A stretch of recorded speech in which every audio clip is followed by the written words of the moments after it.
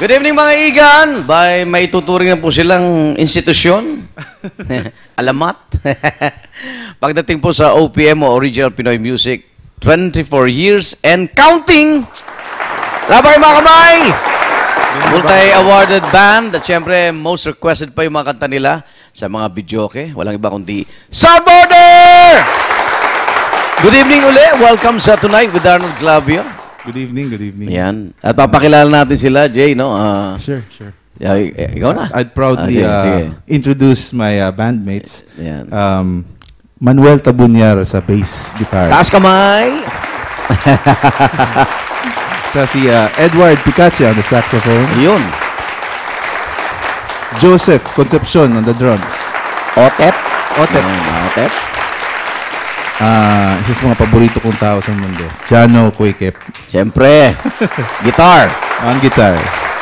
My name is Jay. Tapos ito naman. si Kel Gatdula. Hi, Kel. Welcome. Welcome, ha? Mahihain po yan si Kel, kaya kailangan niyang ano yun. Oo nga eh. Kailangan i-push, oh. Okay. Uy, kamusta na? 24 years. Ba, hindi biro yun, ha? Anong sekreto, Jay? Tugtog lang ng tugtog. Ganon. Ano lang, tingin ko music lang ng music eh. Yung talagang you just be true to your craft. Yun lang yan. Tsaka yung passion, wag mawala. Eto si Kel, kamustahin natin? Mahihain ka ba? Medyo po.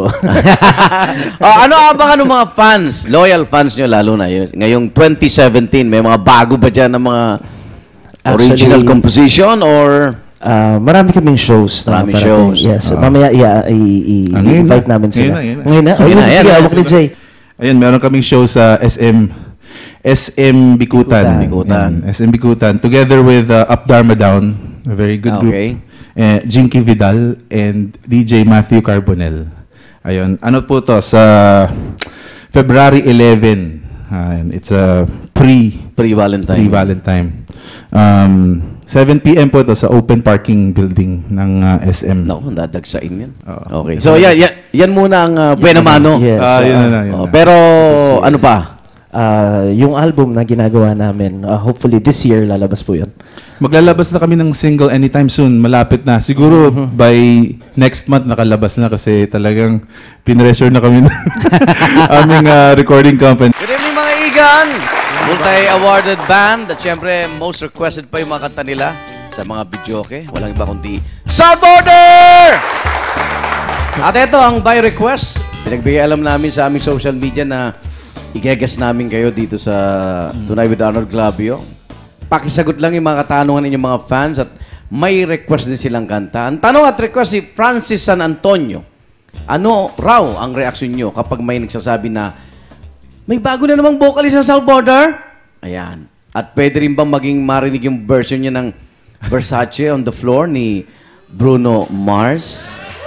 Yung unang tanong muna. Actually, ngayon sanay na kami. Well, you know, sa umpisa, medyo, di ba, bata pa kami noon. Dami-daming arguments. May init lahat. Pero, you know, as you age, matured.